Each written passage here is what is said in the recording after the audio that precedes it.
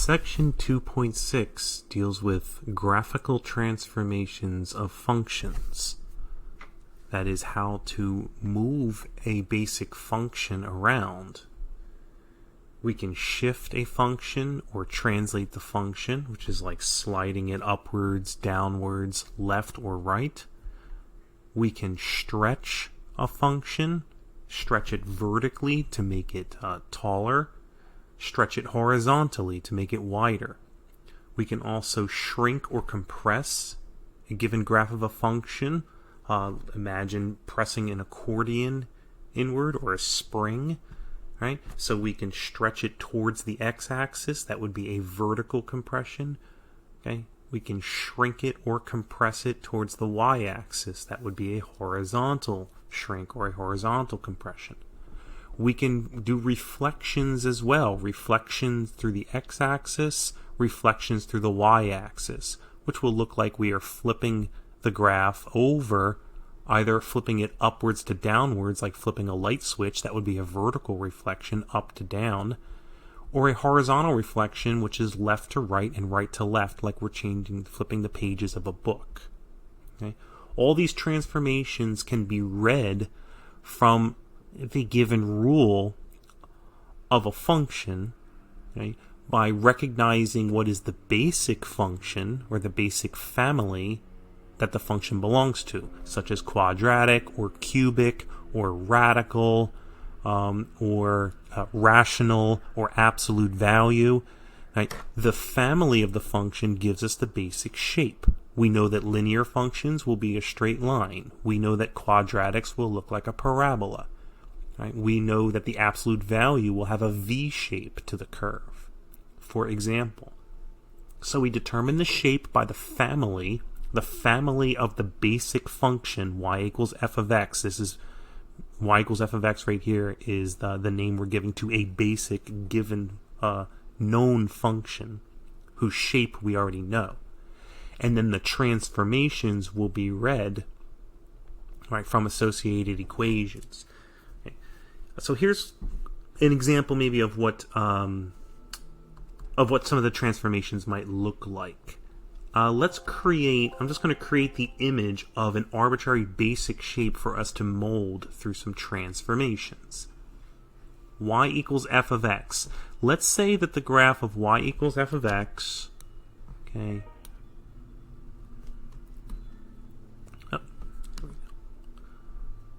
There we go. I'm just going to do a really small sketch right here, right? So we have x-axis and y-axis.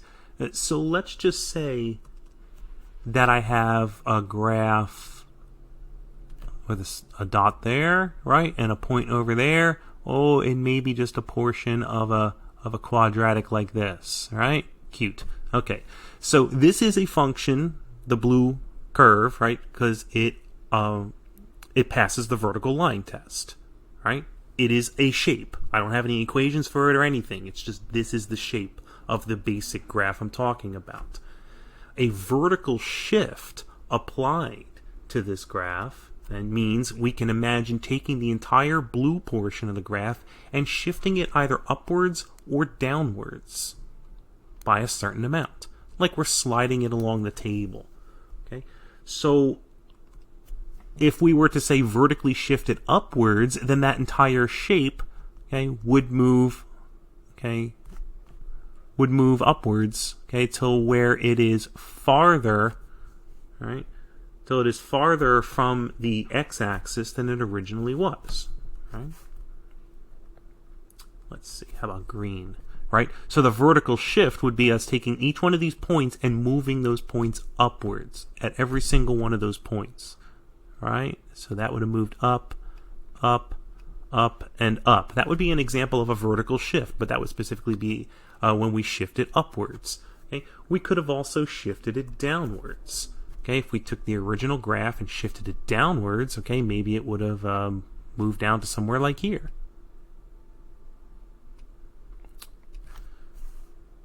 All right.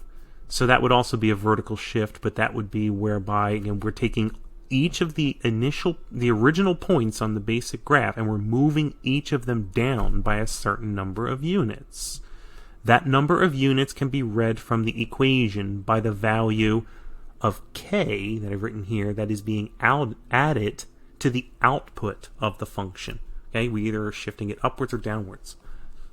Imagine a horizontal shift.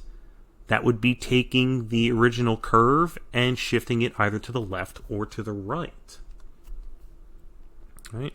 So what would some horizontal shifts of our basic graph look like? All right, so the basic graph, right, was right here in quadrant 1. Let's say we shifted the whole thing to the left. Okay? If we shifted that whole thing to the left, maybe then it would be maybe over here. Okay. So it's as if we took each one of the points in the original graph and we moved them all to the left by a certain amount. All right, everything was moved to the left. All right, from the original graph. Okay. We can read that from the given function. If we see that there is a numerical value that is being either added or subtracted to the input value, right? Because we are changing the value of x if we think of left and right motion as a change in the x value, right? If we add or subtract to the input before we evaluate the function's output, then we'll see that as a horizontal shift. That's if we're adding or subtracting to the input. Notice that when we add or subtract to the output, that is after the function has outputted, the basic function has given as an output, if we then add or subtract a quantity to that output, it causes a change in the y value. So it causes a vertical shift, right? So a horizontal shift, this is a shift to the left. You can imagine what is a shift to the right going to look like, right? Take the original shape and we move all the pieces to the right instead. Okay, so here you go. Maybe something like that. All right, so again, each one of these original points is moved to the right. Okay, so we can predict where the graph is going to end up by reading it from the equation. But this is important that we're able to also notice whatever the function f is, that we understand what its basic shape was. What was the shape of the original, right, basic curve we started with? Okay, so this is how we can perform shifts, and that's what that would look like. What about a reflection? What would it look like to vertically reflect our basic graph, right? The original graph right here. What would it look like if we reflected it through the x-axis? That would be taking the original graph and imagine flipping it downward, like we're flipping a light switch. So what was up becomes down, and if there was anything down below the x-axis, that would certainly also reflect upward as well. Okay? So the vertical reflection, always through the x-axis. The vertical reflection, it's not through any individual point on the graph itself. It's always through the x-axis that we're talking about this happening. This negative in front of the output is causing this to occur. It's saying whatever f of x was, which was the original, let's say, y values of the curve, right? F of x was the original y values on the basic curve. We're saying, well, let's switch the signs of all of those. In other words, let's make all the positive y values become negative, and all the negative y values will now become positive. Right? So it has an immediate effect on what the graph is going to look like. It's going to look like a reflection. So here's what our vertical reflection would have looked like. Okay. Right, there it is. Right, more or less, right? Right, so again, what has happened here?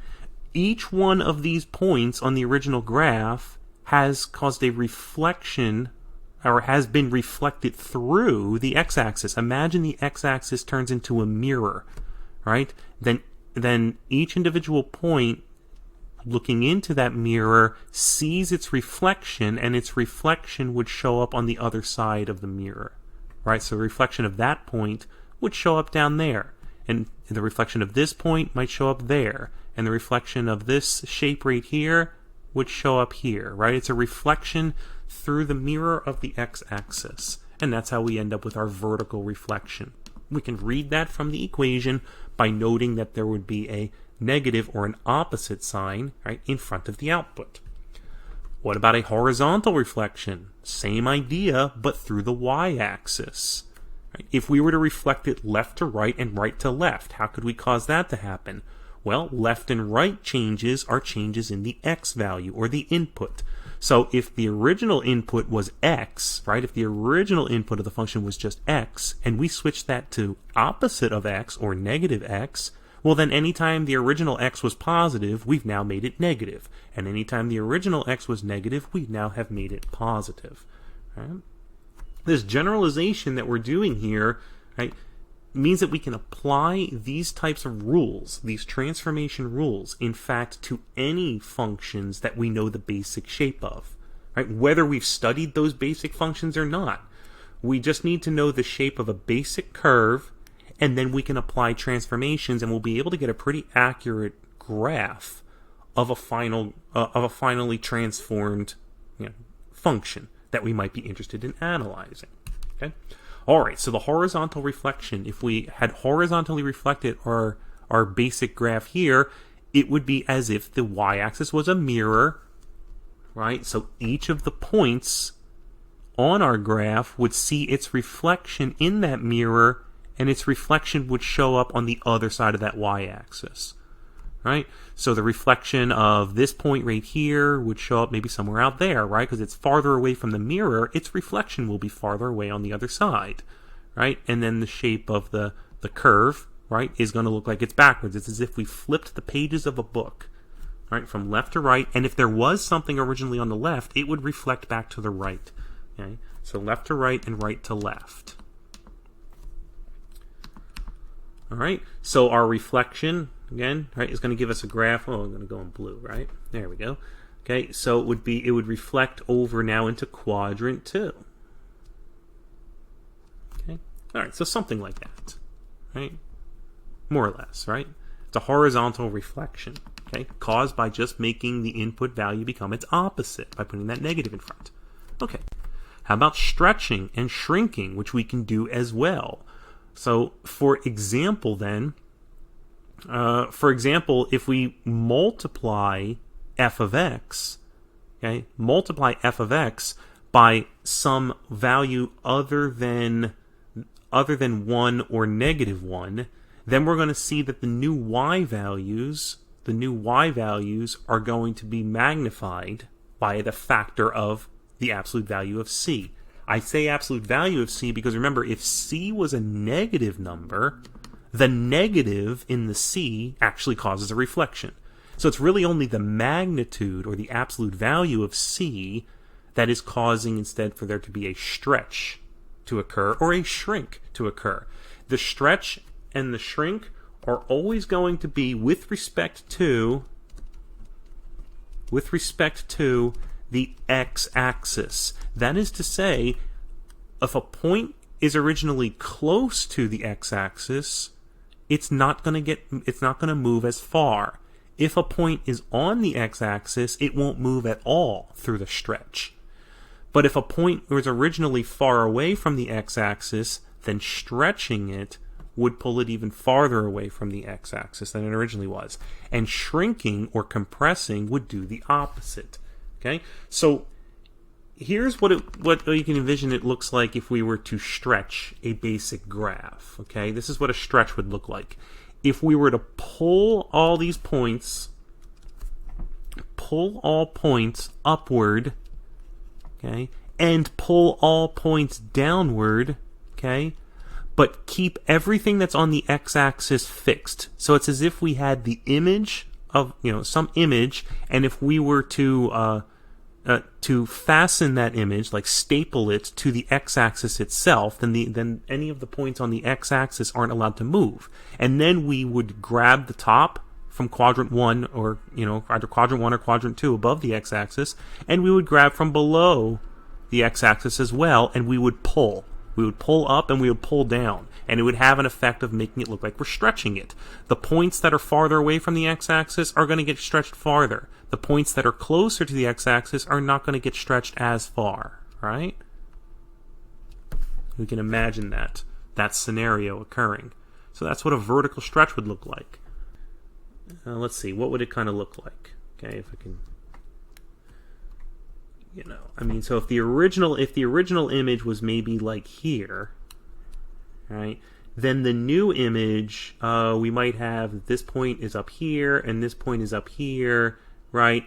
And then this is down here, right? So if you notice that in the original image, kind of this point and this point, the vertical displacement between them is not as much as it is up here. That's because the stretch on this branch right here, all right, had less of an effect than the stretch did on these points right here.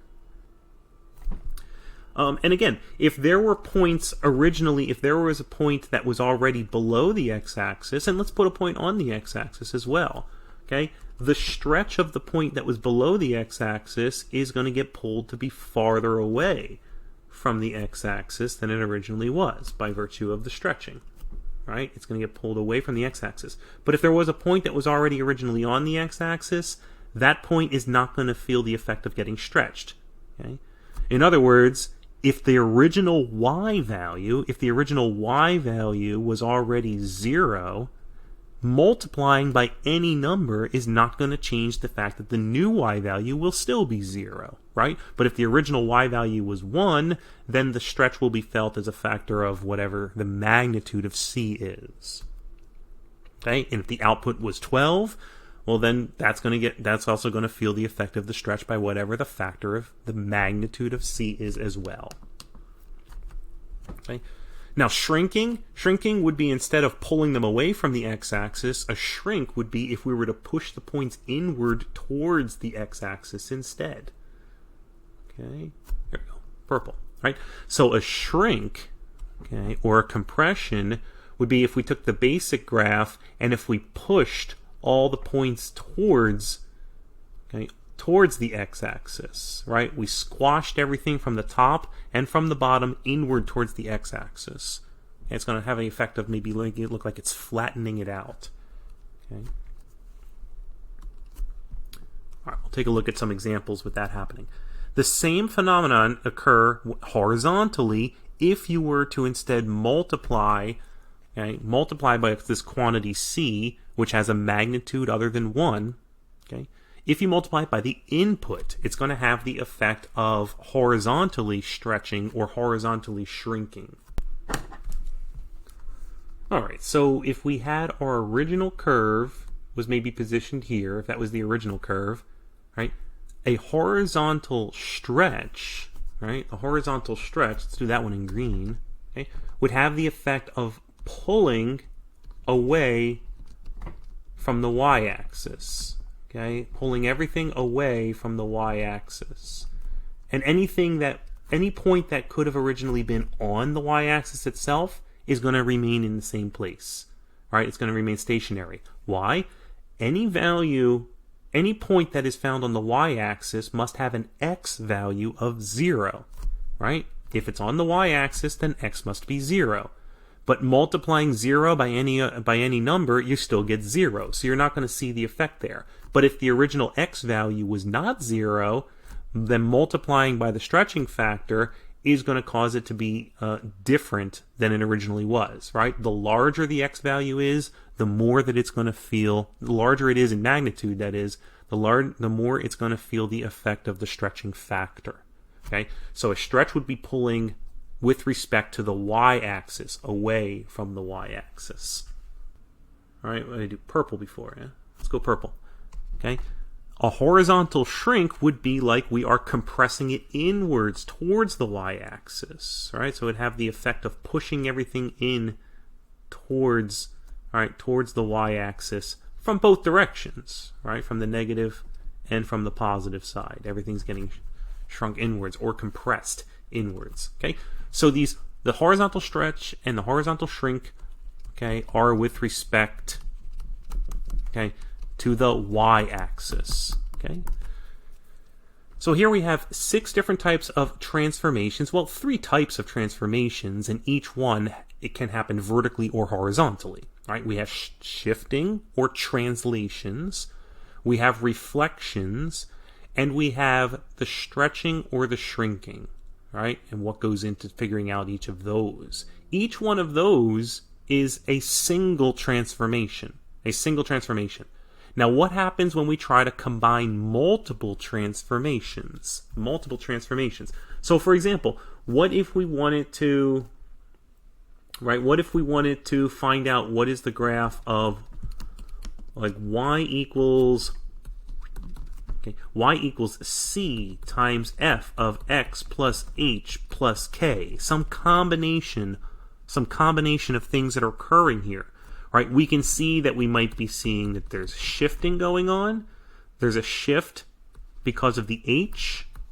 There's a shift because of the k. All right? The k is causing a vertical shift. The h is causing a horizontal shift. And c could be causing two types of transformations, right? We could be seeing a reflection if it turns out that c was negative, and we could be seeing some kind of a stretch or a shrink, okay? And that depends on the magnitude of c, the absolute value of c. It depends on how large it is. It turns out if the magnitude of c is more than 1, you'll see it stretching vertically. But the magnitude of c is less than 1, like if c was 1/2 or negative 1/2, then you'll see it shrink vertically. In fact, so the transformations in general, the transformations that happen vertically will happen in the direction we might expect them to happen. That is, for example, if k is a positive number, we would expect the vertical shift to be upward, because adding a number to y values would make it seem that it's going to get higher and higher, right? So yes, if k is a positive number, we will see the graph shift upward, for example, as expected. Okay? The other vertical transformations will also follow along patterns as we might expect, whether the numbers are positive or negative, or large or small. However, in the horizontal direction, everything gets reversed. And the reason for that is because it really has to do with the fact that the equation is initially given to us where it's already solved for y. We're already told y is equal to whatever the expression is. Okay? And that means that when we evaluate these types of expressions, that is when we're finding out what y is actually equal to, we would follow the classic order of operations in doing evaluations. That's PEMDAS, right? Now, the operations that are involved in our transformations here are really only the operations of multiplying and dividing and adding and subtracting. Okay? Those are the operations I'm really referring to. Multiplying, like with this C right here, right, in front of the F, okay, that's the one that causes reflections and stretches and shrinks. Whereas adding, or subtracting, right, adding like we're doing with this K right here, okay, that's going to affect a shift. By the order of operations, we multiply before we add. So in the vertical direction, as we could expect, in the vertical direction, we're going to do the transformation effects of C first, and then we'll do the transformation effects of K, because multiplication comes before addition through the normal order of operations. Everything gets reversed when they are horizontal transformations. And the reason for that is, if we wanted to, for instance, solve this equation for x in order to see what is happening to x, notice we would have to reverse every operation, right? What's the opposite of adding, right? If you had x plus a number, how do you isolate x in an equation? You would subtract the number, right? The opposite of adding is to subtract. The opposite of multiplying is to divide, okay? So, in fact, solving an equation, okay, applies the order of operations in reverse. We might think of it that way. So that's going to actually cause the transformation order to be the opposite order that it was in the vertical direction. That is, go the opposite direction of PEMDAS. We're going to add and subtract before we multiply and divide when we're thinking of the order of transformations. Adding and subtracting horizontally causes shifting, and multiplying or dividing horizontally causes reflections and stretches. So in the horizontal direction, when we have multiple transformations that are horizontal, we're going to do the shifting and then we're going to do the reflecting and the stretching. Now, reflecting and stretching are both incorporated into the multiplication portion of the order of operations. So it doesn't matter which order you reflect and then stretch. They're both incorporated into multiplying. But it will matter whether you choose to do the multiplication transformation before or after, right, the shifting addition operation, right? That order will matter. Okay? So when we have a combination like this, we say, well, what order do we do these in then, right? Well, in this case, we have only one horizontal transformation. I didn't put a horizontal stretch or a horizontal reflection here, okay? We certainly could consider that as a possibility. I only put one horizontal one here. It doesn't matter when we do the horizontal one then. Its order doesn't matter, okay? And it doesn't matter if you have a horizontal and a vertical mixed. It doesn't matter whether you do the horizontal one first or the vertical one first. It's only when you have multiple transformations that are vertical or multiple transformations that are horizontal that it would matter. Right? Okay, so in this case, I might say, well, the horizontal transformation, that can really happen at any time. So let's say we just do that first. Okay, it can happen at any time, again, because there's only one horizontal transformation occurring here. The vertical transformations we have two of, well, at least two of, because the C could involve the reflecting as well as a stretch or a shrink. Okay, in what order would they be done? Follow the order of operations. Multiply before we add. That is that the reflections and the stretches, the reflection and stretching, okay, would need to be taken care of. So that's 2 and that's 3. And it doesn't matter which order we do those two in between them. They're both incorporated into the multiplication. But it certainly does matter that it would be the vertical shift that would have to occur after we've completed the reflections and the stretches. All right, so let's take a closer look at some particular examples of each of these types. Now, starting with the vertical shift or vertical translation. Okay? So given the basic graph of y equals f of x, what happens when we add a quantity? And that quantity could be positive, it could be negative, it could even be 0, right? But that would just give us back the original function, right? What happens when we add that to the output? Consider this.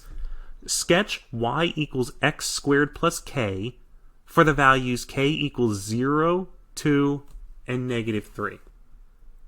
Okay? So to start with, I'll graph where k is equal to 0. When k is equal to 0, that means we're talking about y is equal to x squared. That is the basic graph we're talking about, right? We see this is f of x plus k. We have x squared plus k. So x squared is the basic f of x. What does that curve look like? That's a basic parabola. And I'll sketch that one here in black. Right, it has some representative points on this curve like 0, 0, because 0 squared is 0, 1 squared is 1. Right, of course, negative 1 squared is also 1, and 2 squared is 4, and negative 2 squared is also 4. Right? By using the equation, right, we can plot some points. So we have 1, 1, negative 1, 1, 0, 0, 2, 4, okay, negative 2, 4, 3, 9, and negative 3, 9 as well. Okay? I'll try and get a reasonable sketch of this curve in here through these points. Okay? So this is our parabola, right? It is the matriarch of the quadratic family, of all the quadratic functions, that we could have as with a single variable input being x, right? So any modification of x squared, they're all going to share this basic shape of this parabola. Right? Okay, so now let's switch to let's do blue. All right, let's take a different shade of blue. How about this one? What happens if k is equal to 2? Right? If k is equal to 2, that means we're talking about y equals x squared plus 2. All right? X squared plus 2. Okay. What are some of the points on this curve? Well, let's see. let's start, right, and the domain here is all real numbers, right? So we can plug in any number from negative infinity to positive infinity, right? But I've set up a grid here where I'm just going to be between negative 10 and 10. If x equals 0 now, the y value is 2. If x equals 1, we're going to get 1 squared plus 2, which is 3. If x is negative 1, we also will get 3, right? If x is 2, then we'll get 2 squared plus 2. If 4 plus 2 is 6. And if x is negative 2, we'll also get a 6 there, right? Okay, so let's plot some of these points then in blue. We have 0, 2, okay? We have 1, 3, all right? We have negative 1, 3, okay? We have 2, 6, okay? We have negative 2, 6. And if we were to say what happens when x is equal to 3, okay, when x is equal to 3, we get 3 squared plus 2, which is 11, right? So we would even have 311, right? You know, so that would be somewhere up here, okay? Let's sketch these together into the same basic shape of the parabola, right? It's part of that family. It's part of the quadratic family, so it must have this basic shape, right? And it looks like that. How could we describe this transformation, right? All we did was we put a positive number and added it to an output of some previously known function. What does it look like it did to the curve? So we take a look at the curve. We say, well, the transformation looks like, right, as if maybe each of these points and every one of the points on the entire original curve moved up, right? Every single point moved up. And they all moved up exactly the same distance. And what distance was that, right? They have all been vertically shifted upwards, okay? Vertically shifted upwards by 2 units, okay? So we would describe this transformation then as a vertical shift, okay? And vertical is either up or down, which was this, a vertical shift up by 2 units. Okay, vertical shift up by 2 units. Okay, that's what we did by adding 2 to the output. So if k, what might we presume here? If we know the basic shape of a function, in this case y equals x squared was the parabola, and we know where it's positioned, if we were to add a positive number to the output of that function, if we were to add a positive number, we would expect the original curve would look like it got shifted upward, right? Picked up and slid upward. We call that a translation, a vertical shift or a vertical translation, and the number of units will be whatever k is equal to. Okay? Now what happens if we choose a negative number? All right, let's take green. What if k is negative 3? That is y equals x squared minus 3. So it looks like we're subtracting a number from the output. All right? X versus y. If x equals 0, y is negative 3. If x equals 1, we get negative 2. If x equals negative 1, we get negative 2 again. If x equals 2, we get 2 squared minus 3, which is 1. And if x is negative 2, we also get 1. Right? How about if x is equal to 3? 3 squared minus 3 is 9 minus 3, which is 6. And the same on the other side. At negative 3, we'll also get 6. So let's plot some of these points. Starting with 0, negative 3. Is that one point enough for us to conclude that this shifts downward? And I would say be cautious about that. One point does not say what is going to happen to all of the points, right? We want to see that there's a pattern that emerges throughout the entire function. Okay. For instance, we'll be looking at stretches soon, and with stretches, we might assume that a stretch kind of looks like a shift until we analyze how much the motion really is occurring point by point. Okay, so we have, let's see, a point at 1, negative 2. Okay, so that's right here. We have a point at negative 1, negative 2. Okay, at 2, 1 and negative 2, 1. All right, so we have this one and we have this one. 3, 6 right here, and negative 3, 6 as well. Okay, let's try to sketch that as a reasonable parabola here. Okay, all right. Okay, so what might we say occurred here? Is it as we would have predicted? Well, it does kind of look like, right, each of these points, like the point at 0, 0, it looks like that moved down. How many units? 3 units down. This point at 1, 1 moved downward 3 units as well, right? It went from y is equal to 1 to y is equal to negative 2 with the same x value, right? In fact, all of the points, and not just the ones we plotted, all of the points, even the ones we didn't plot, they all moved. Okay, all right, and they all seem to shift down. Okay, they all seem to shift downward by exactly 3 units. All right. So we say we could describe this in words as a vertical shift, okay, a vertical shift down by 3 units, right? Not negative 3 units, right? I'm saying it's going downward, and that down is indicated by the fact that it was negative. All right, so what can we conclude from this, possibly? If we have a basic function that we already know the graph of, like y equals x squared, and if we were to add a negative number to that output, okay, adding a negative number would have the effect of vertically shifting or translating the entire basic curve downwards. Okay? The number of units in the translation would be the magnitude of k. That is the absolute value of k. That tells us how many units to move. The sign of k tells us the direction. If k is positive, it'll be upward shifted. If k is negative, it'll be a downward shift. But the magnitude of k tells us how far the shift occurs. Okay. Now, what about in the horizontal direction? Let's take a look at a different family for this one. The horizontal shifts and translations will be found again by adding or subtracting quantities, but instead, in this case, it's to the input that we're adding or subtracting. Okay, it's just the way that it's going to work. Let's start with the basic curve here. This is y equals the absolute value of the quantity x plus h. Notice that that plus h is going to, right, the h is going to be added to x before the absolute value is taken.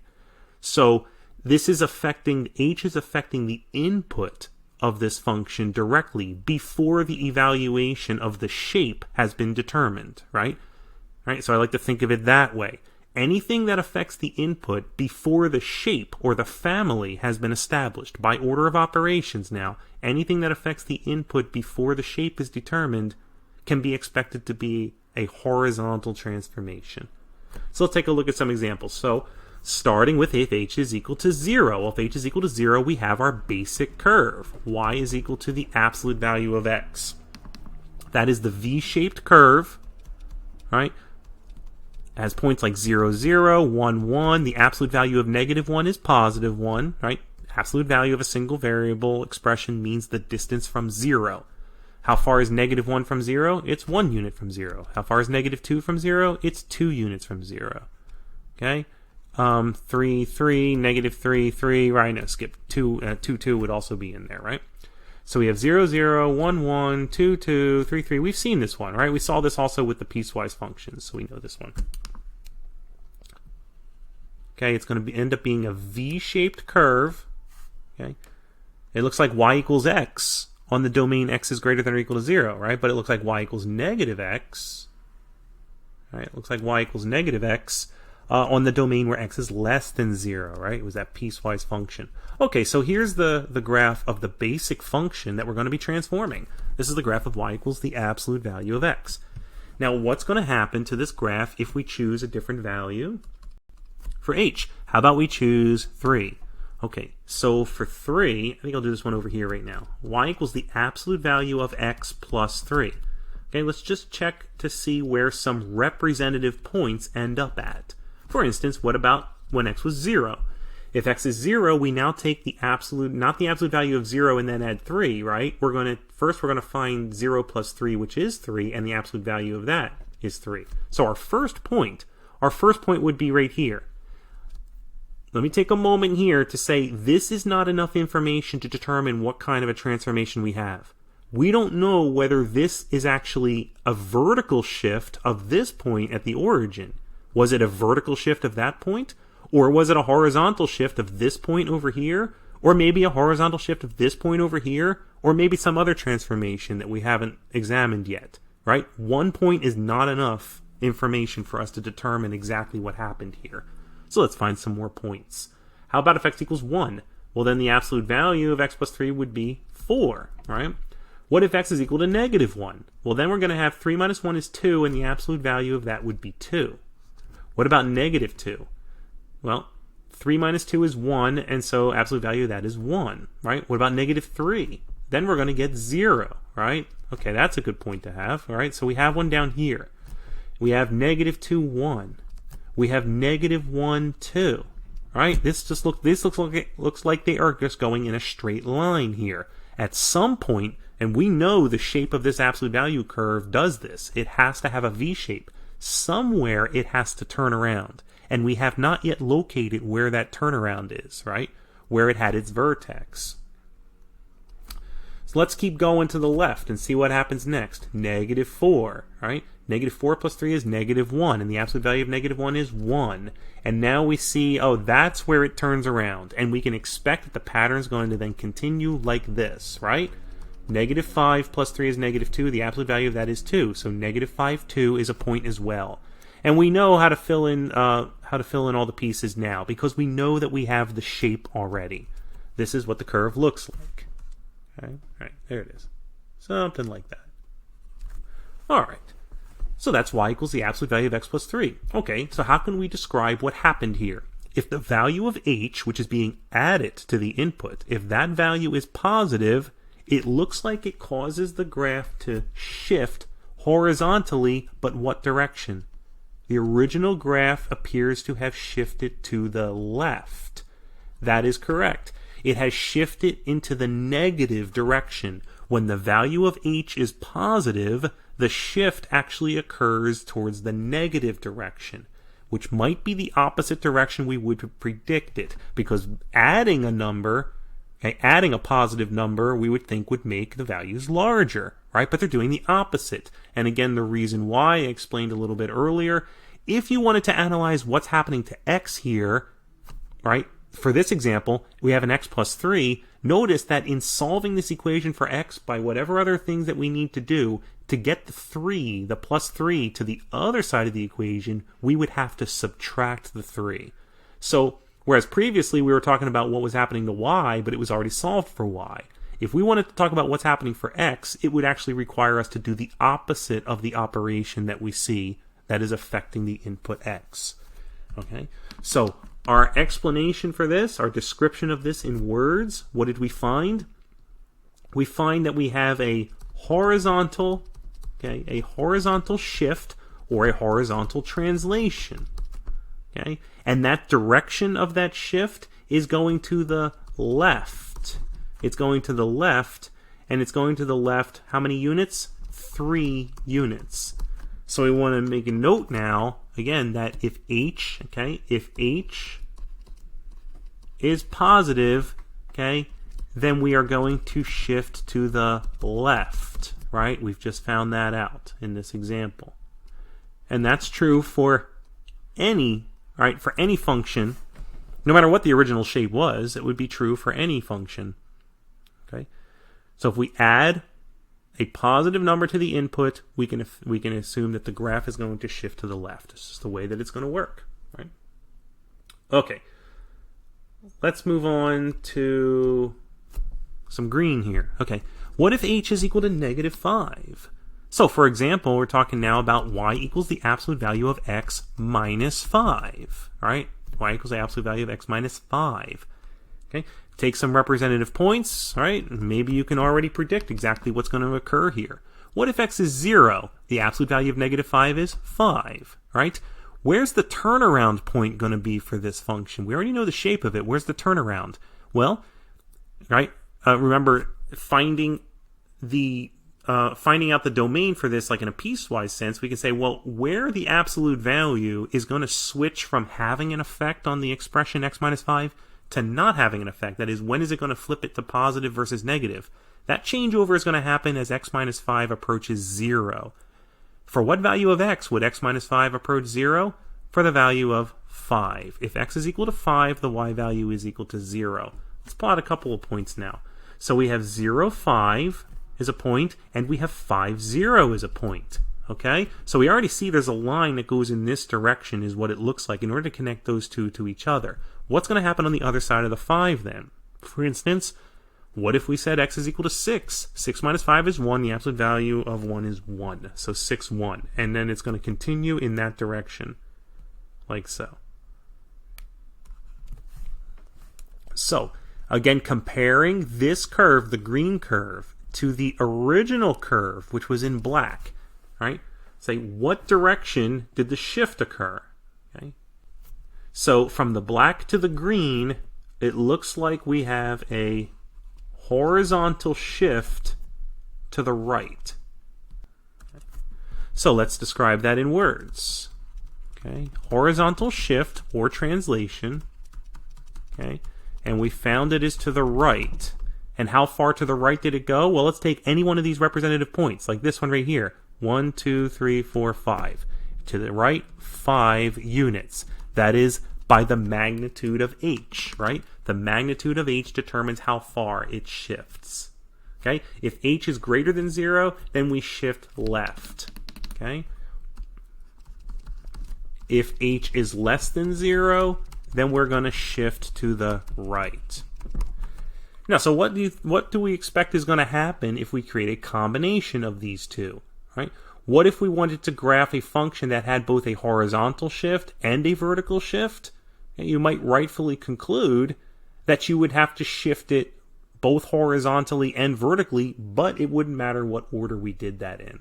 Okay, so let's add one more, right? Let's add one more to this scenario, right? Can we quickly sketch y is equal to, let's say, x plus 2 squared minus 3. Right? Quick sketch of that. Okay. Well, let's start with the basic function. The basic function I'll do in black. Okay. So we have the parabola.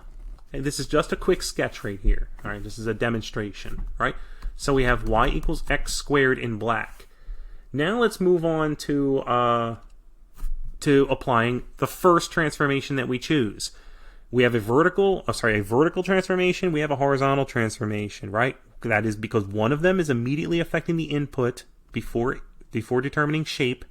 That's the horizontal, okay? And the other one affects the output after the shape has been determined. That one would be vertical. And so when we have a horizontal and when we have a vertical, it doesn't matter in which order we choose to do those in. Okay, we can do them in either order, as it turns out. But in this case, so I'm going to do the horizontal one right now. Y equals x plus 2 quantity squared. Now what would that look like? It's horizontal, it's a shift, and because this is a positive 2, all right, we're adding a value to x, it's going to move in the opposite direction than we would have otherwise expected. It's going to shift to the left. For example, what happens if x is equal to negative 2? If x is equal to negative 2, the y value would be 0, right?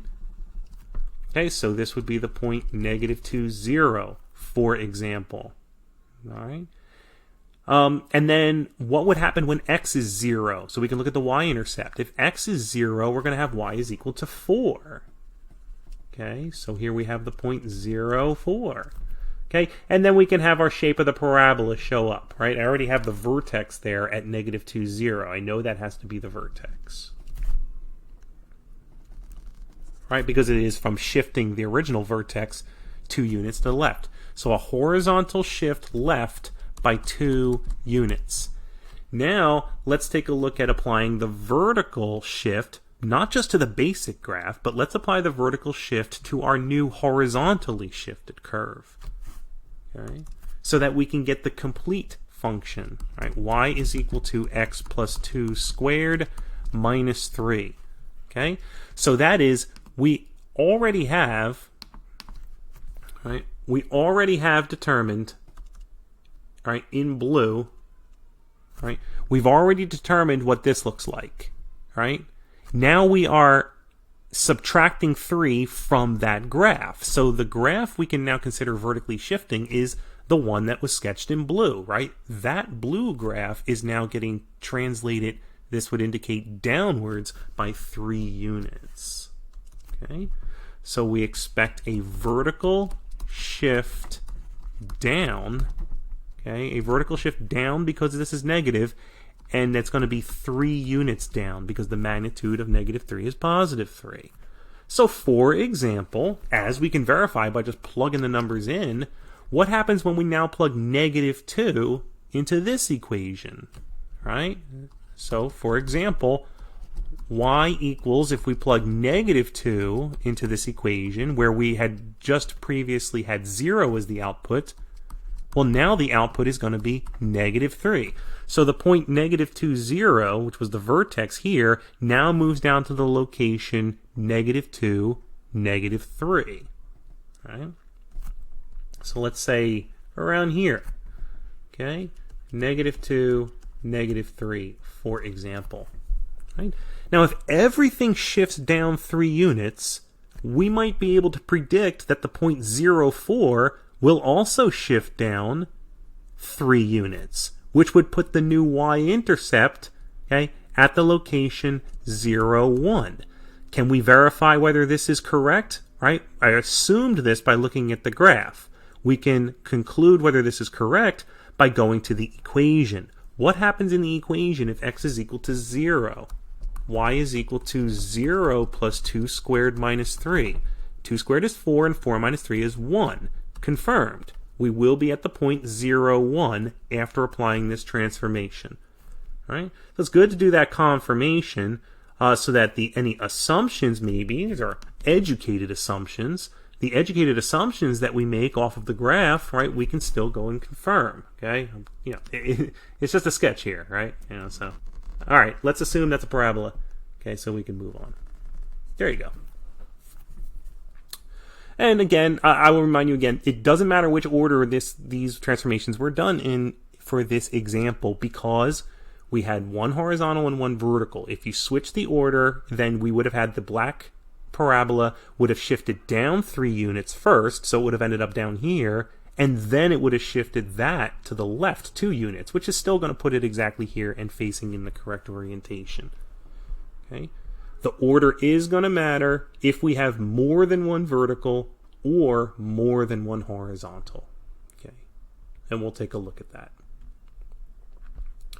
All right, let's take a look now at reflections, starting with the vertical reflection. For example, graph y is equal to the negative square root of x. In order to graph that, I'm going to want to start with the basic function. Okay, the basic function is y equals the, like, in other words, what family is this? It's the square root family. Y equals the square root of x. Okay, now I think I'm gonna keep that one in black, the basic one. Y equals the square root of x, like I did on the previous page. All right, so real quickly, right? X, the domain is that x can be greater or equal to 0. So 0, 0, because the square root of 0 is 0 is on there. 1, 1. We can't plug in a number like negative 1, right? It'll be not a real number. It'll be imaginary, and it won't show up on our graph. I don't want to plug 2 in, because I'll get square root of 2, and that's a weird number here, but how about 4? Then the square root of 4 is 2. And how about 9? Because then the square root of 9 is 3. Here's some points we can plot. So 0, 0, 1, 1, 4, 2, and 9, 3. And this emerges as a curve. Okay, it really is the top half of a sideways facing parabola. That's actually what it is. Okay, if we were to continue this around, it would look like a parabola, and the parabola has equation x equals y squared. But we want this to be a function past the vertical line test, so we restrict it so that it's only the upper half. So that's the shape of that square root of x curve. That's the basic, right? That's the basic function that we are transforming. The transformation is to apply a negative, okay? A negative. So now we're graphing y equals negative the square root of x. Okay, let's take a look at some values in the table of values. If x is 0, oh, and the domain here, again, right? The domain is exactly the same as it was before, right? X can be anything greater or equal to 0. So x is 0, we still get y is 0. What if x is 1? Then we get the square root of 1 is 1, and the opposite of that is negative 1. What about x is 4? Then we're going to get negative the square root of 4, which is negative 2. And if x is 9, now we're going to get negative the square root of 9, which is negative 3. So we have 0, 0 is a point right there. We have 1, negative 1, it's right here. We have 4, negative 2. And we have 9, negative 3. Okay? Yikes. Okay, so that is it, right? So we say, okay, so what does it look like happened here? Was it a shift? No, not quite. I mean, we can see that, for instance, if we would assume that this point had shifted down to there, well, but this point didn't shift nearly as much, and this point shifted even less, and this point didn't shift at all. So was it a shift? No, it's not a shift. Also, because the orientation of the curve, right, the way that this is curving over like this, okay, as a ceiling, has now seemed to have become the floor. So in fact, we see that what it looks like has occurred here is a reflection. That is that through, if we imagine the x-axis is a mirrored surface. Every point that looks into that mirrored surface sees its reflection on the other side. Even points we didn't plot, right? The points that we did plot and the points that we didn't plot. This is occurring, right? There's a reflection of every single point on the curve, and a point that was on the mirrored surface itself will be right on top of its own reflection, right? Just as if you touch your finger to a mirror, the reflection of your fingertip is right on top, okay? Right on top of itself in the mirrored surface. All right. So we can describe this then in words, okay, as, okay, putting an opposite sign, a negative sign, in front of an already formed shaped curve, right? So in front of a basic curve, if we put the negative, it looks like this is going to cause us to reflect the original curve in the vertical direction, like flipping a light switch. What was up becomes down, and if there was anything that was down, it would go up. It's flipping through the x-axis. Okay, so we describe this as a vertical reflection. Okay, a vertical reflection. We can say over the x-axis, through the x-axis, in the x-axis. There's many ways, words that we can use to describe this, but it is a vertical reflection. It must be with respect to the x-axis that it is reflecting. It's not with respect to the individual point on the curve, any individual point. It's with respect to the x-axis itself becoming like a mirrored surface. That's a vertical reflection. What about horizontal reflections now? The graph of y equals the square root of negative x. Okay, well, let's again consider the basic curve is y equals the square root of x. All right, so what happens if we then switch to y is equal to the square root of negative x? Well, let's see. First note that now the domain is that x is less than or equal to 0, right? Solved for by taking the negative x, right? Saying, well, negative x, which is what we're going to take the square root of, right, has to be greater or equal to 0. Well, that means we can multiply both sides by negative 1, which causes us to flip the inequality symbol, right? Right, multiply both sides by negative 1, you get x is less than or equal to 0. So we're not going to choose any x values that are greater than 0 because we'll only get non-real numbers, right? Okay, but we can choose 0, right? The square root of 0 is still 0. We can choose negative 1. If x is negative 1, then we are evaluating the square root of negative 1, right? Which would just be 1. Negative 4, if x was negative 4, then we're going to get y is equal to 2. If x is negative 9, we'll get y is equal to 3, right? Because the opposite of negative 9 is 9, and the square root of 9 is 3. So here we have some points. 0, 0. We have negative 1, 1. We have negative 4, 2. Right? We have negative 9, 3. All right? And so this curves outward in this direction. We know the shape of this curve, right? It has to be the same shape as the matriarch for that family. This is the matriarch right here. Y equals the square root of x. What does it look like has happened now? How can we describe this transformation? It's as if every point on the basic curve is seeing its reflection through the y-axis, as if the y-axis has become a mirrored surface. Okay, so let's describe that in words. Okay, we say that we have a horizontal, that's because it's like flipping pages of a book, right? From the right to the left and from the left to the right, back and forth. A horizontal reflection in or over or through, okay? Any one of those would be fine, but with respect to the y-axis. All right? So any given function, in fact, whereby the input is made to be negative, right? If you see a negative quantity, multiplied, you might say, with the input variable, it's going to cause the graph to undergo a horizontal reflection, such as this. All right. Now, what about if we multiplied by a quantity whose magnitude was something other than 1? That's right. So what we just looked at with reflections, we just looked at multiplying by -1, essentially. All right, and multiplying by 1 would just be the original function. Well, what if we multiply by a number whose magnitude was not 1? So something like maybe, how about if we multiplied by 2? Okay, what if we multiply by -2? If we multiply by -2, the negative is going to cause the reflection. The 2 is going to cause the stretch. So whenever you're multiplying by a quantity, right, you got to consider the sign and the magnitude as well. All right, the basic curve we're talking about here is y equals x squared. That's our basic curve, and in fact, that's what we get when c is equal to 1 as well. There we go. All right, let's move ahead. What happens if c is equal to 2? I guess that shade of blue is fine. Y equals 2x squared. All right, let's take a look at some quantities in our table of values. Well, if x equals 0, then y is still 0, but if x is 1, now y is going to be 2. And if x is -1, we're also going to get y is 2. X is 2, 2 squared is 4, 4 times 2 is 8.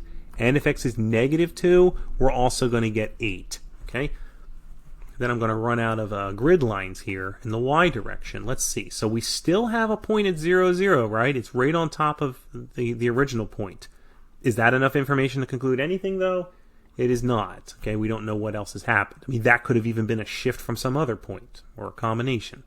Okay, let's see, the point 1, 2. All right, that's going to be located here. Okay, that looks like it's an upward movement from where this point 1, 1 was, maybe.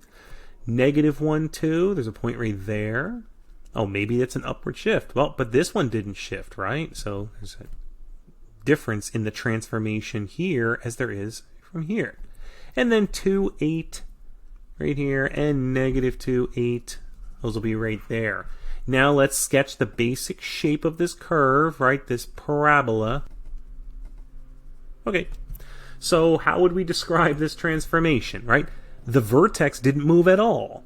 This point at -1, 1 seemed to have moved up a bit, okay? But the point at, for instance, 2, 4 also moved up, but it moved up more than the point from 1, 1 did, right? In that the motion seems to have gotten magnified.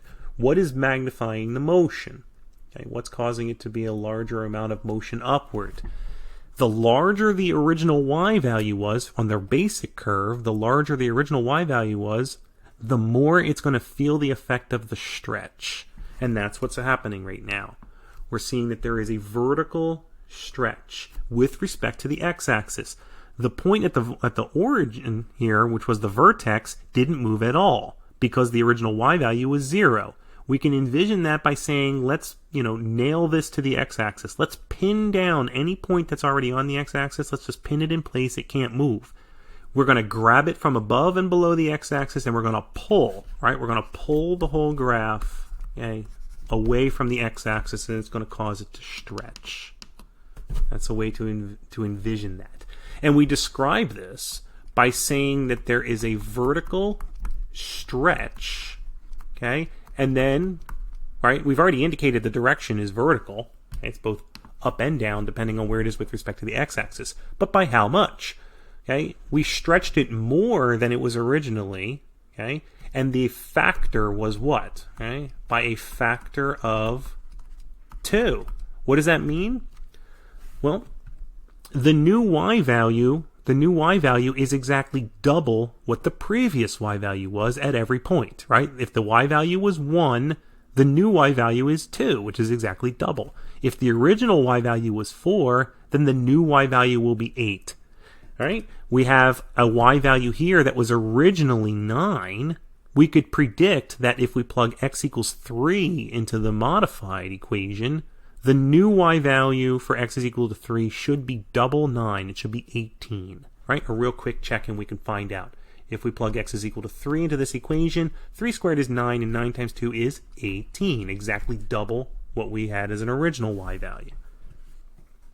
So that's a vertical stretch. Now what about if we choose a value like 1/3? That is where the magnitude of the factor is between 0 and 1, right? It's less than 1 but more than 0, right? Y is equal to 1/3 x squared then. Okay, so x versus y. Well, if x is 0, y is going to be 0 as well. Okay, if we were to take, let's see, x is equal to 1, right, we're going to get then the y is equal to 1/3. We'll also get, if x is negative 1, we'll get y is equal to 1/3. Okay, what about if, let's make x squared have a factor of 3, so this cancels nicely. How about if x equals 3? Then we'll get 3 squared, which is 9, divided by 3, so that gives us 3. So the 0.33. And also, by symmetry, negative 3 is also going to output positive 3.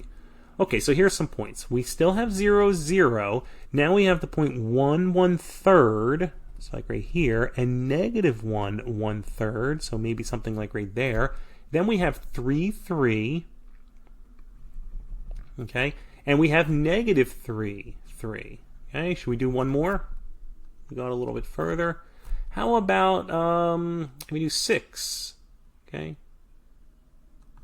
If x is equal to 6, 6 squared is 36, and 36 divided by 3 is 12. So we'll be a little bit off the map here, right? If this is 6 and we go up, if this is 10, then 12 would maybe somewhere up there. Okay, something like that. Okay, let's sketch this curve. We know it's going to be the shape of a parabola, right? Right, negative 6 would also output a 12, so we should be ending up maybe somewhere like up there. Okay, so that'll be kind of our target. Or something like that. What does it look like has happened here then, right? How does the green graph compare to the original black graph? Okay, well, a point like 1, 1 seems to have moved down a little bit. In fact, it moved down by 2/3 of a unit, right? It seems like that's what happened. Where did this point come from, the 3, 3? It was a transformation of the point 3, 9. Okay, this point actually moved down to there. All right.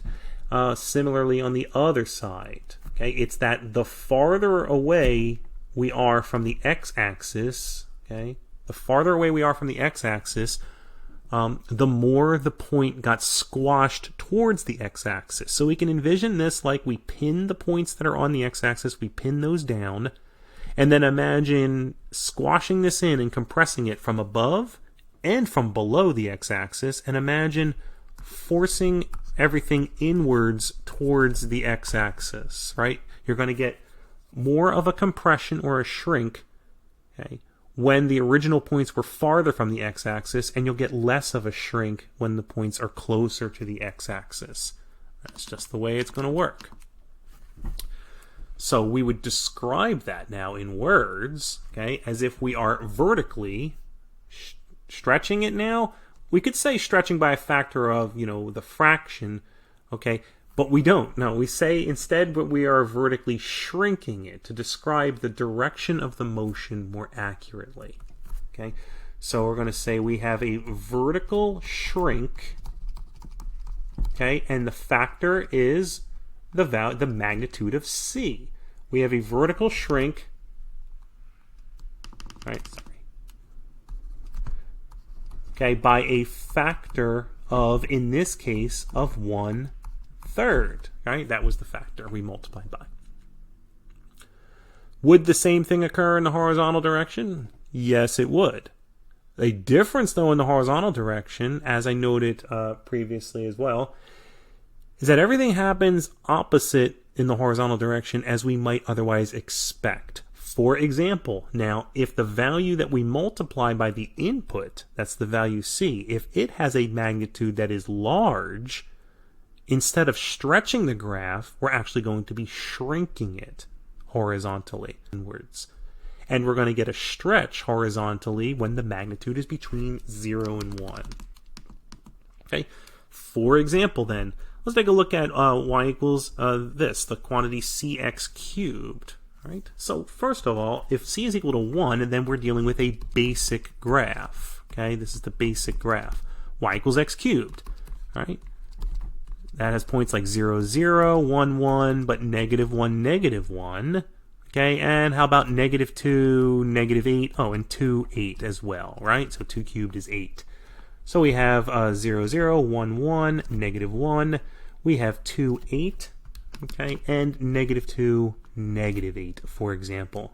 Okay, so this family, the cubic family, right, has a shape kind of like that. I want to make sure this actually passes the vertical line test, so I want to be careful here. There you go. All right, kind of curves like that. Okay, that's what y equals x cubed looks like. Now, what happens if we change the value of c? For instance, if c is equal to 2.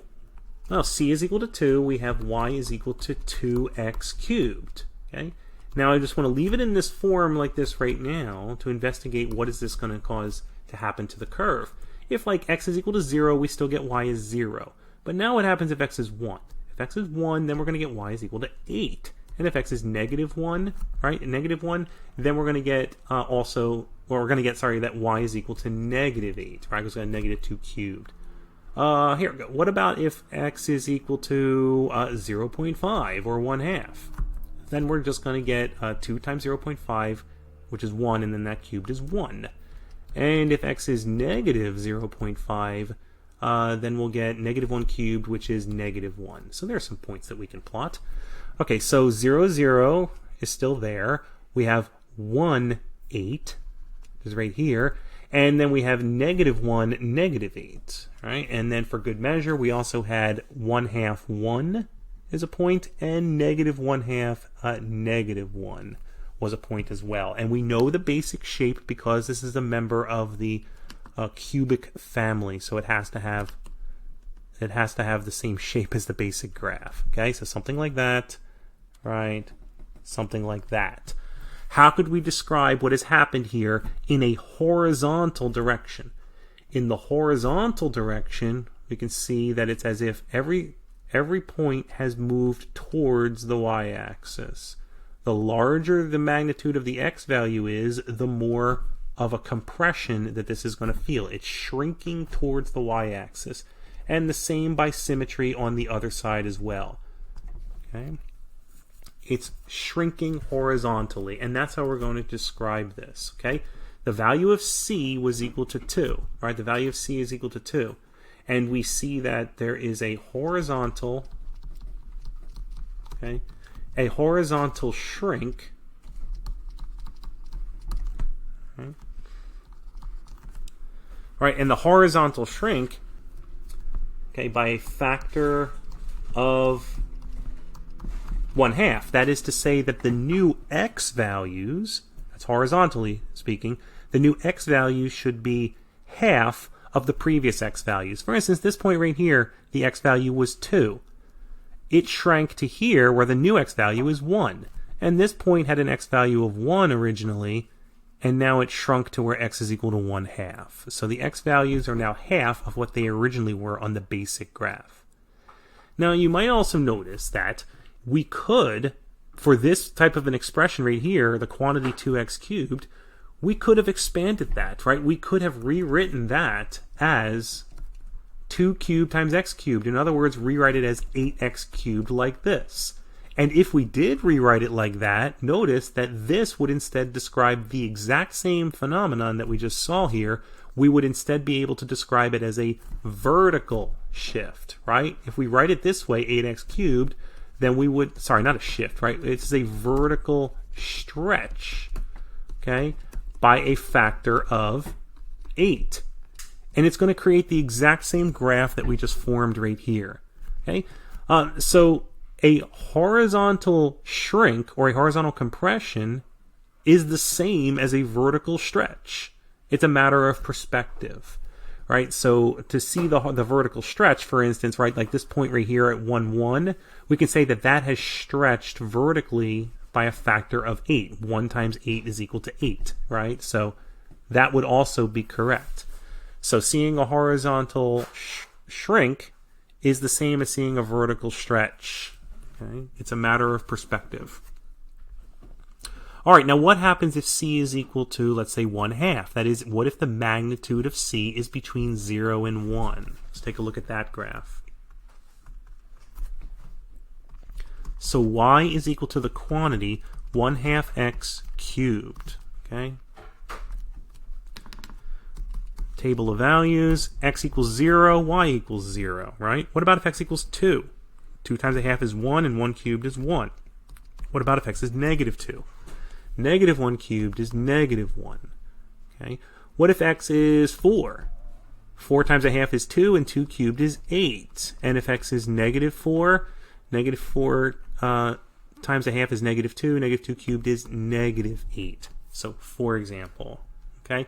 So let's just plot some of those points, right? 0, 0, 2, 1, negative 2, negative 1, 4, 8, negative 4, negative 8. And we know the basic shape because we know the family this belongs to. So we'll sketch our x cubed shape. Okay. So how would we describe this transformation now? In the horizontal direction, right? Horizontally, okay, it looks like we've taken the original curve in black and we have stretched it, okay, so that it is now farther away from the y-axis, except for the point that was already on the y-axis to start with, which of course didn't move at all. Okay, but all other points that were not on the y-axis got stretched away from the y-axis.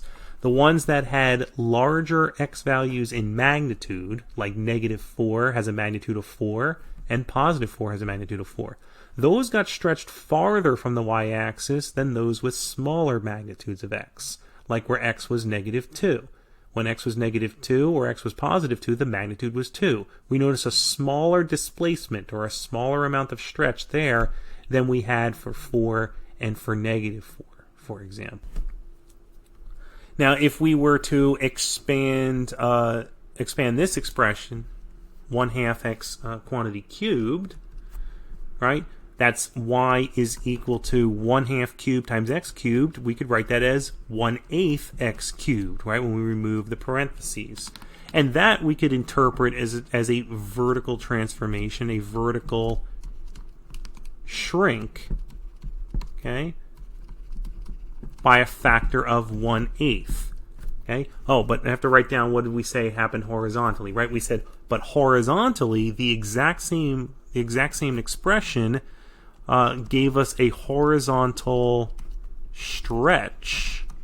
Okay, a horizontal stretch. Okay, in this case, right, a horizontal stretch by a factor of 2. That is because all of the x values of the original curve are now double. Okay, Okay. All right. Oh, I wrote it incorrectly up here. Okay, I need to write each of these as reciprocals for your notes. We are going to, in the horizontal direction, the shrink and the stretch are all with a factor that has magnitude of the reciprocal of c. Let me fix that there. All right. Okay. Right? So if we have c is equal to 1/2, for instance, then we say the horizontal stretch is by a factor of 2, because the new x coordinates will be double what the original x coordinates were. Okay? All right, let's take a look at multiple transformations. Okay, let's try sketching a curve that has a combination of some transformations in it. Maybe an example or two here. Okay? And we need to apply the appropriate order. Okay, the order of the transformations was described again on the first, right, the first part of this lecture. Okay, let's try this one. Sketch y is equal to 2 minus the absolute value of x. Let's create that sketch. Okay, start with a standard function. Okay, and then apply transformations in the correct order. Okay, I want to keep track of what the order is as well. So I'm going to start with a graph of the basic function. Okay, and I'm going to label each one along the way. This is going to be our basic function. Okay, and that is y is equal to the absolute value of x. That's the family that this belongs to. Okay, and that graph looks like the V-shaped curve, right? And it has some points on it that are representative, like 1, 1. Okay. So 1, 1 is on there, and negative 1, 1 is on there as well. 2, 2 is on there. Okay, and let's see, negative 2, 2. It's just a sketch, right? But just some representative points on there, and of course 0, 0 as well. Okay, now let's apply transformations, okay? Let's note what transformations we actually have. What type are they? Okay, we have the negative, which is in front of the absolute value, right? The negative in front of the absolute value, okay?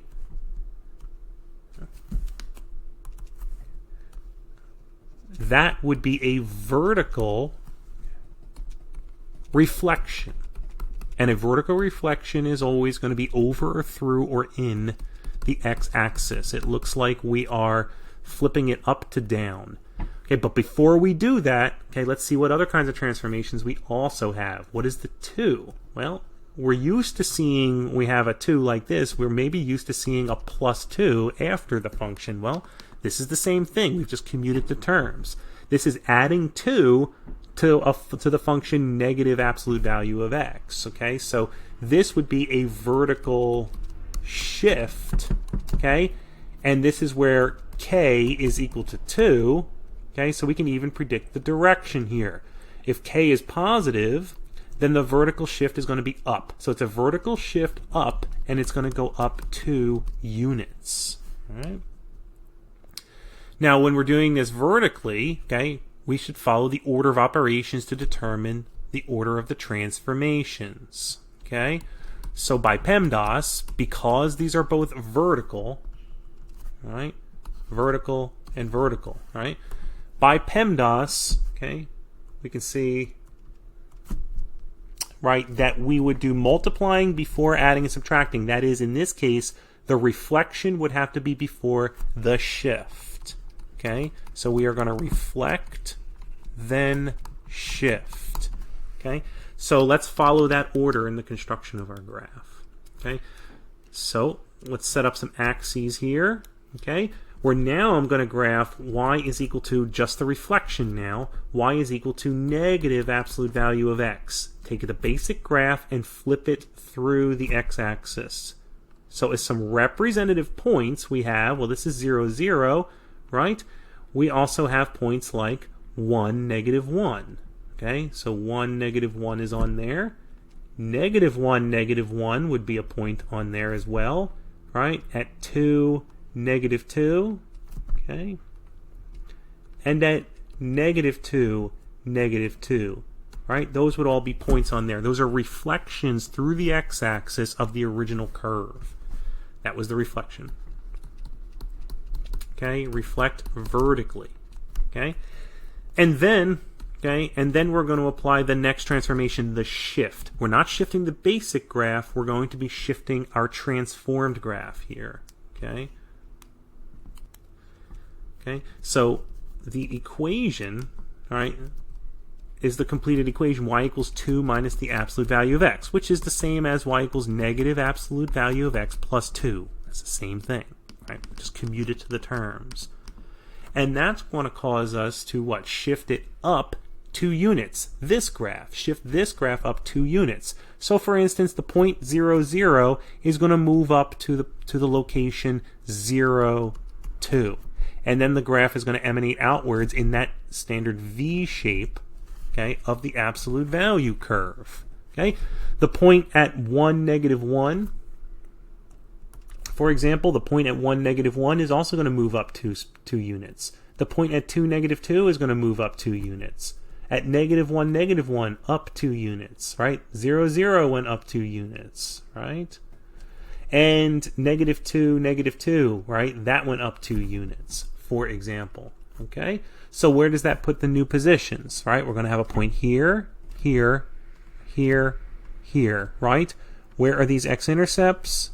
They are at 2 and negative 2.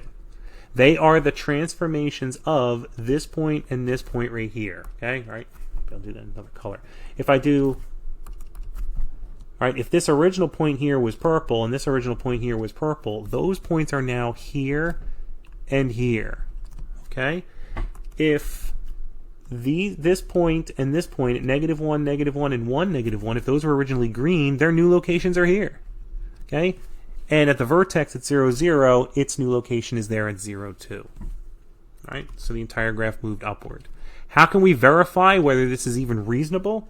You can start plugging numbers into this equation and seeing if it corresponds to what the values are that you're getting from the graph. So for instance, this point right here in green has coordinates 1, 1.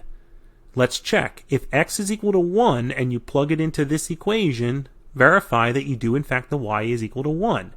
Here we have negative 1, 1. If you plug negative 1 into there for x, verify that again you get y is equal to 1. You can verify this for every point, every representative point that we have here. So this would be the complete graph, fully transformed from the basic curve through two transformations in the appropriate order. Now, for sake of argument, what if we didn't follow this order, right? What if we decided to do the shift and then reflect, right? You can check and see what's going to happen. It's the same idea as what would happen if we violated the order of operations in evaluating an expression, right? If you don't follow the order of operations, right, you're not going to get the right answer except by by a matter of chance, if you accidentally stumbled into the correct answer. Okay? The order of operations is pretty explicit, and it is also determining this order of transformations. Here's what it would look like, though, if we did shift it and then reflect it through the x-axis. All right, we have our basic graph. Okay, if we were to shift that up by 2 units first, right?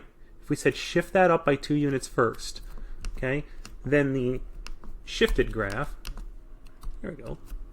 Right, the shifted graph would be like somewhere like here, right? Right where this is the point at 0, 2, right? 0, 2. So that's if we did a shift first. Then if we reflected it, right, we're supposed to reflect it through the x-axis, of course, because the x-axis is the mirror. And if that's what we did, it would show up down here, right?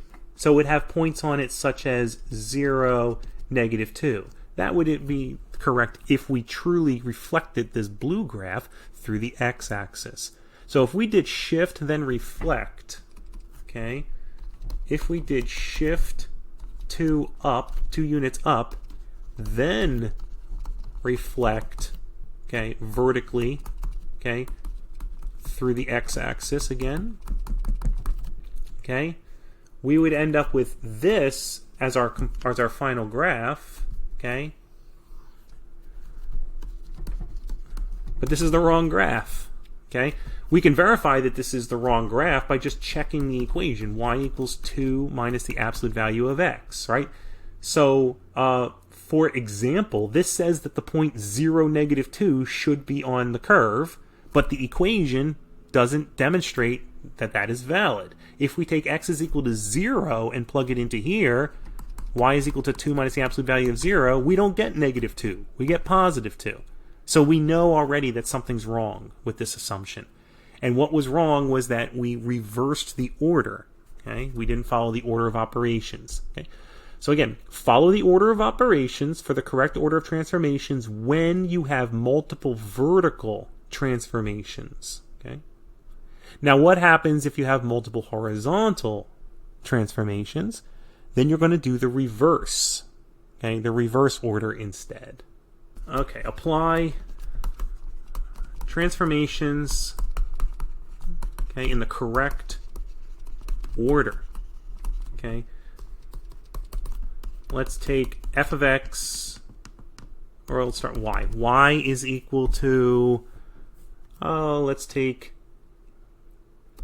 how about the square root of, let's see, 2x minus 1. Okay, that should be fine. So we have two modifications to the input that are occurring right now. All right, first we have the 2 right there, which is multiplied by the x, okay, multiplication factor. That's going to cause a horizontal, okay, it's a multiplication. It's either going to be a reflection or a stretch or a compression. A reflection would be if this was a negative number. If it was a negative 2, it would include a reflection as well. The magnitude of this quantity is 2. 2 is greater than 1. And if the magnitude of c is greater than 1 in the horizontal direction, then what we have is a shrink. Okay, so it's going to be a horizontal shrink. Okay, and that's going to be by a factor equal to the reciprocal of this magnitude by a factor of 1/2. Okay. Now, what about the -1? All right, the -1 is going to be a horizontal shift. Okay, a horizontal shift. Now remember, if h is less than 0, right, if we're adding a negative number, right, we can expect to go in the opposite direction, right? Not towards the negative direction. We're going to go towards the positive direction when it's horizontal. So it's a horizontal shift to the right by 1 unit. Okay? So we get a horizontal shift and a horizontal shrink. What order do we follow? Okay? The order is going to be the reverse of PEMDAS because we have two horizontal transformations to deal with. All right, that is, we're going to do the adding and subtracting, and then we're going to do the multiply divide. Which one was the add subtract? It was the shift. Okay, it was the shift. So we are going to want to shift. Okay, we're going to want to shift right by 1 unit, and that's first. Then we're going to want to shrink.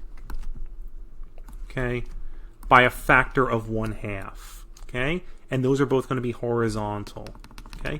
Now let's start with the basic shape of this curve, okay? The basic graph, y equals the square root of x, all right? That's the basic function, that's the family, okay? So that has a graph that more or less looks like this, okay?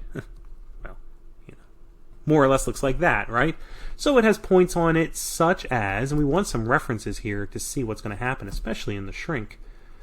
1, 1, and, okay, right, best I can with my sketch here, okay, real quick. There you go, 4, 2, for example, okay. All right, what's it going to look like if we shift this to the right 1 unit, okay, which is the one we have to do first? Well, the equation that would describe that would be, right, shifting this to the right, y equals the square root of x minus 1. Okay? Right? So that's going to shift it, right? So that's going to shift it to the right. Okay? So for example, if x is equal to 1, right? If x is equal to 1, the y value would equal 0, right? X equals 1, y is equal to 0. Right, okay. And then the curve we expect to go outward like this, right? It's going to be the same shape as this. So for example, then, the point 1, 1 would move 1 unit over, which would put it at the new location. We'll do this one in orange. Okay. It'll be at the new location 2, 1, right? Because it would have moved over 1 unit. Okay. So we expect this graph to have a point at the location 2, 1, and the equation verifies it. If x equals 2, in this equation, y does equal 1, so that's verified. What about the point at 4, 2? Okay, this was the point at 4, 2. If it got shifted to the right by 1 unit, okay, then we would expect it to show up at 5, 2, right? The x value is now 5, okay, where the y value is 2, okay? Right, so that's shifted to the right by 1 unit. The equation confirms this. If x equals 5, 5 minus 1 is 4, and the square root of 4 is 2. So this is confirmed. Okay, so we've shifted it to the right. Okay.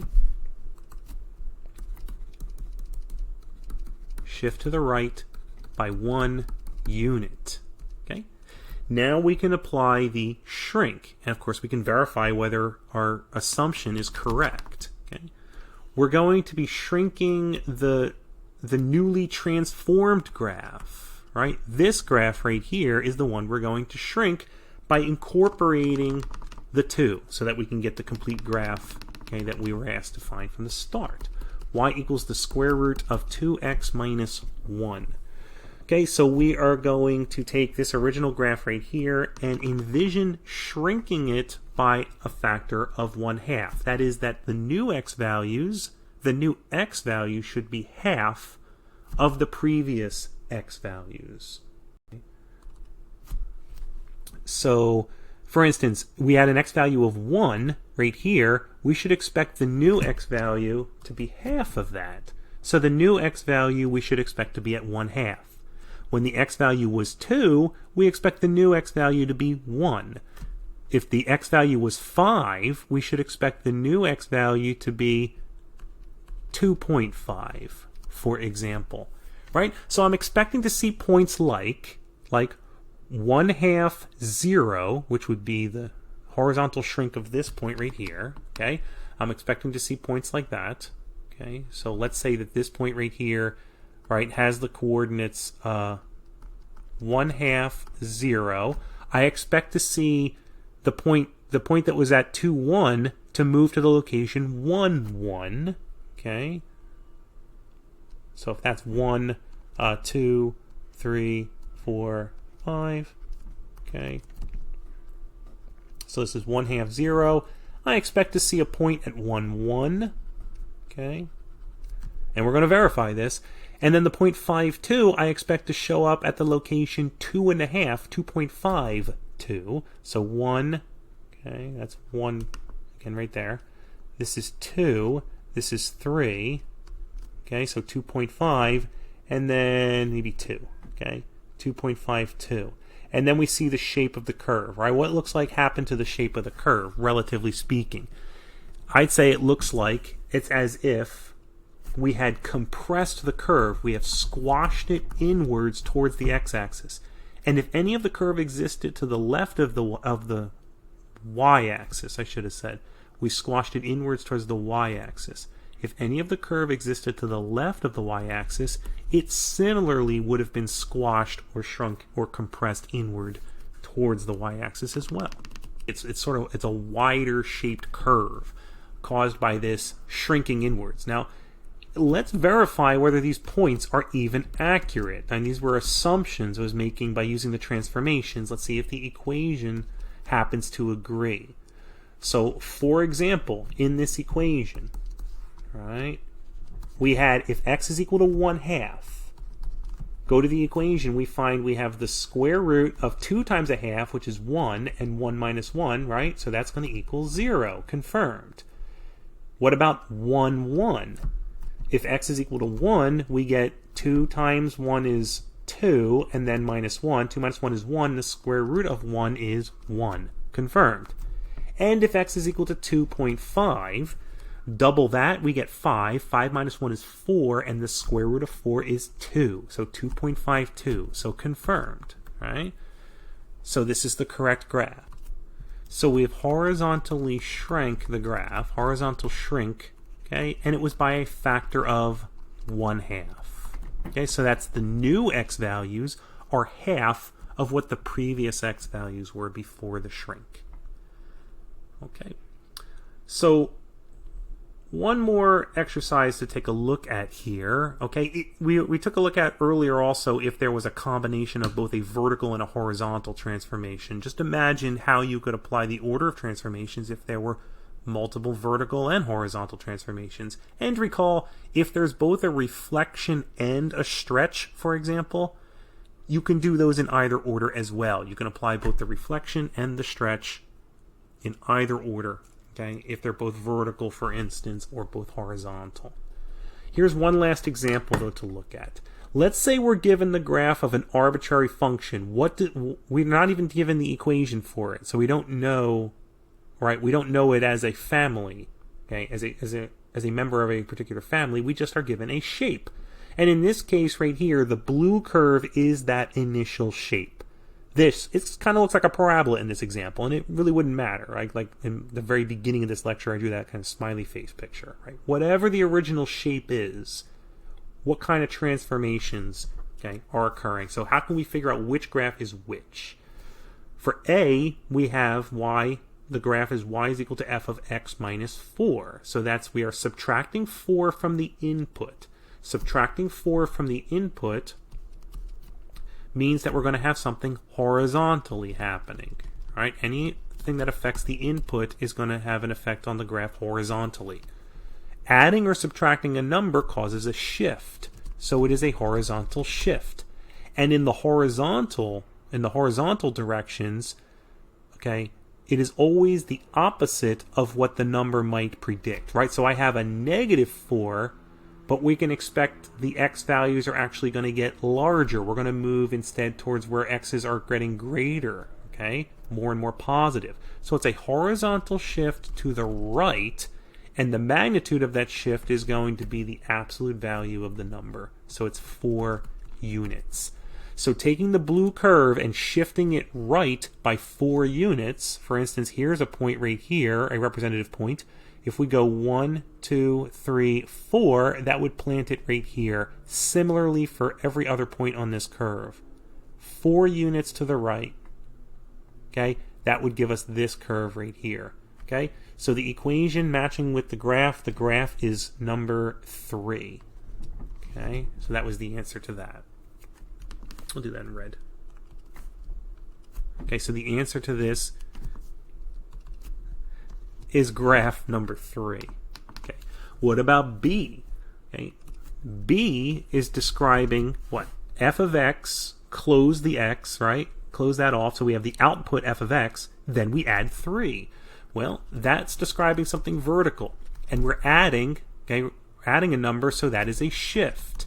The direction of the shift when it's vertical is the same as the number would seem to suggest. So we are shifting it up because it's a positive number, and we're shifting it up 3 units. So the original graph in blue shifted up 3 units would put us on this curve right here. Every point we can see is exactly 3 units above the original curve. Okay, so the answer to this one, okay, would be graph number 1. What about C? Okay, what about for C? We have y equals 2 times f of x plus 6. We have 2 transformations occurring here. We have the multiplying by 2 on the outside. Okay, that would be a vertical stretch, right? And we have the plus 6 on the inside. That is going to be a horizontal shift. Okay, so let's write that out down here. Okay, we have a vertical transformation and a horizontal transformation. It does not matter which order we choose to do them in. Okay, so we see that we have a vertical stretch. Okay, vertical stretch by factor of 2. So that's the y values are being doubled. Okay, so that's the first thing. Okay, that's the first thing that's going to happen. Okay, so transformation 1. Transformation 2 was a horizontal shift. And again, the horizontal stuff happens in the opposite direction the number would indicate. So this is a positive 6. We're going to move then to the left 6 units. Horizontal shift, left 6 units. Okay? So it's going to stretch it vertically, pulling it away from the x-axis, and then shifting it towards the left. Imagine stretching this shape vertically. Stretching it vertically is going to cause it to look like it is taller, right?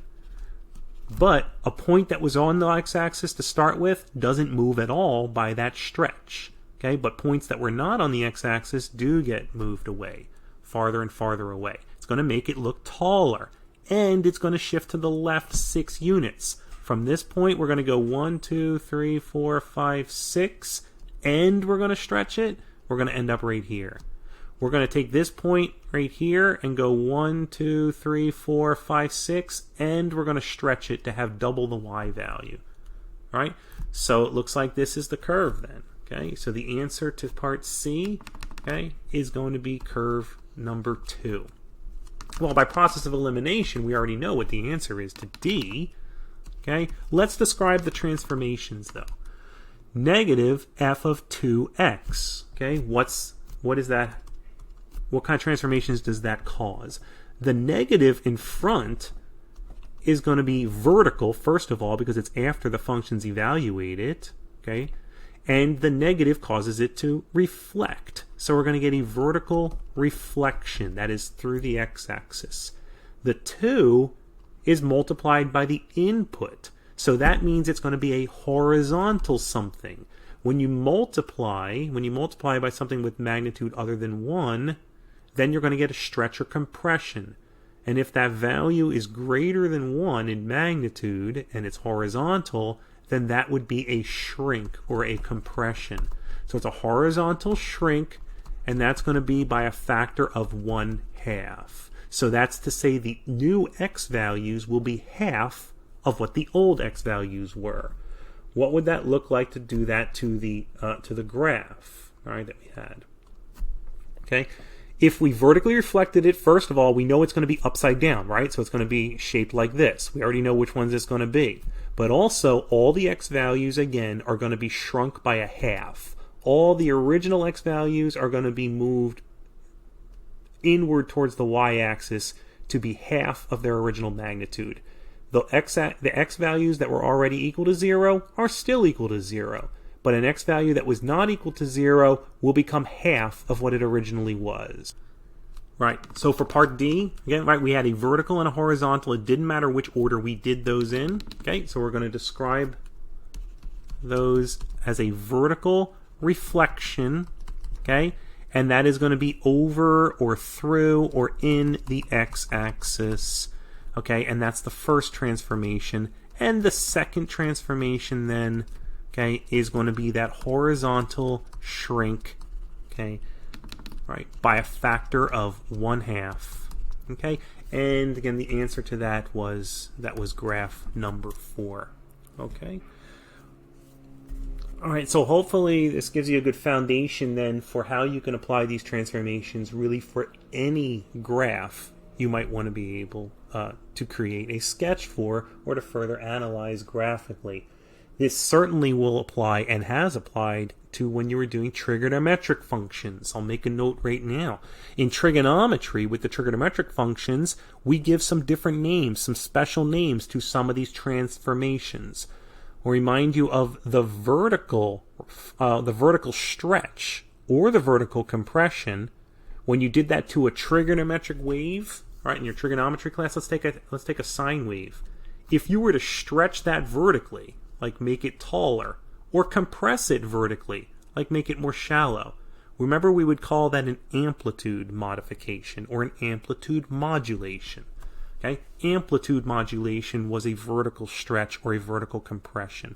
Now, what if you took the basic graph, right, well, like a basic trig graph, okay, and what if you were to shrink it inwards to make the graph look like more like this? That would cause the graph to have a higher frequency, right? You would have more waves occurring within the same span of time, that is within the same period, or the initial period, I should say. You've increased the frequency, and we call that a frequency modulation, right? So in trig, okay, like the sine curve, we had these are amplitude modulations of a basic trig curve, but shrinking it inwards, right, we get a higher frequency. And if we were to stretch it horizontally, it would seem to be like extending the wave outward, a larger wavelength, okay, a lower frequency. These types of transformations would be frequency modulations, and yes, that does say FM, and yes, that does say AM. It's modulations of waves, like radio waves, which can be done to carry signals, okay? Frequency modulated waves and amplitude modulated waves. They're the stretches and the compressions for your trigonometric sinusoidal waves, sine and cosine waves. Okay, we also did the shifts. We might remember that a horizontal shift of a trigonometric function, when you did something like the sine of x plus pi, that was a horizontal shift, but we would call that a phase shift, shifting it into or out of phase with another wave, for example. That was a phase shift, okay, which is similar to, for rightfully so, for geometric reasons we discussed here, a phase shift is similar to a horizontal shift. Now, the phase was not exactly the same as the shift itself. A phase and a phase shift are a little bit different from each other in quantity, but the idea is quite similar. A phase shift is basically a horizontal shift. Okay. You also had vertical translations in trigonometry when you wanted to shift where maybe the equilibrium value was. That would be like, where you wanted to shift, right, where the center value was. If you didn't want it to be centered at 0, but maybe you wanted to have it centered at, let's say, at number like maybe 80 or something like that, okay?